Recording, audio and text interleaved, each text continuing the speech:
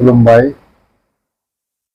रंजालि बैसागुनि मुङाव बयनोबो आंनि गोसो गोरबोनि खुलुमनाय जासिहरबाय आरो देरसिनफोरनो खुलुमनाय आरो आंनि समान समान बैसोनि सुबुंफोरनो गाहाम हामलायनाय आरो उन्दैफोरनो आंनि बोर सारस्रिहरनायजों आं रंजालि बैसागुखौ बरायबाय।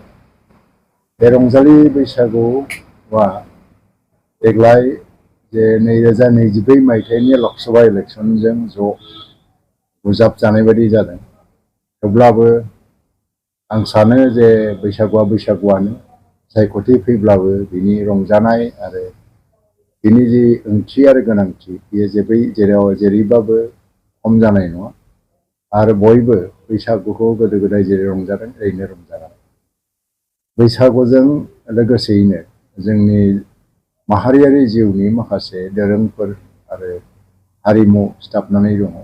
जों बेखौ जोबोद आब्रुगोनाङै आरो माखासे सिस्टेमनि गेजेरजों जोंनि हारिमु आरो दोरोंखौ लाखिनांगौनि थाखाय बैसागु फालिनायनि हाबाफारिखौ जों लाबोयो।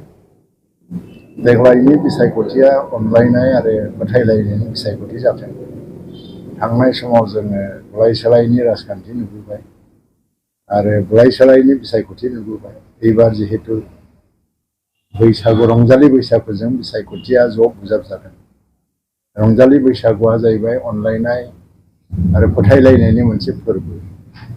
थांनाय बोसोरफ्राव मानिबा गाज्रि मोनलायनाय एबा गोरोन्थि सानलायनाय दंब्लाबो ज्राब बावलायलायनानै जयै रंजानायनि मोनसे फोरबो आरो बे फोरबोजोंनो जिहेतु दानि राजखान्थिनि बिसायख'थिया बुजाब जादों जेला बे बिसायख'थियाबो अनलायनाय फोथायलायनायनिनो मोनसे बिसायख'थि जादों आरो 100 जौखोन्दो गणतान्त्रिक राहा लामाजों गाव गावनि साननाय बायदियैनो सुबुंफ्रा डिसिसन लानानै आवगायलांथों आं बेखौनो मिजिंथियो।